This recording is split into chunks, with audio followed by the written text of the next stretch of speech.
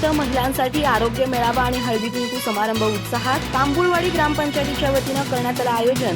नांदवडे हायस्कूलच्या अध्यापिका एस.आर. कोरवी यांनी केलं मार्गदर्शन। आईचं हृदय हे बालकांची पहिली शाळा आहे। मुलांच्या विकासात आईचं स्थान महत्त्वाचं आहे। लेक वाचवण्याची जबाबदारी सर्वस्वी आईवरच आहे।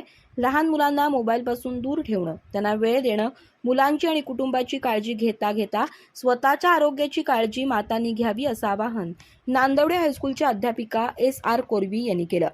तांबुळवाडी ग्रामपंचायतीच्या वतीनं आयोजित केलेल्या हळदी कुंकू कार्यक्रमात त्या महिलांचं आरोग्य या विषयावर प्रमुख वक्त्या म्हणून बोलत होत्या। अध्यक्षस्थानी सरपंच गीता पाटील होत्या। प्रास्ताविक आणि अतिथी परिचय अक्षता पाटील यांनी करून दिला। आरोग्य सेविका शुभांगी पाटील यांनी स्वच्छता मिशन आणि महिलांच्या आरोग्यविषयक समस्या याविषयी मार्गदर्शन केलं। गटप्रवर्तक भिकाताई कांबळे यांनी टीव्ही, मोबाईल, इंटरनेटच्या विश्वात वाढत चाललेल्या सामाजिक धोक्यांची जाणीव करून दिली।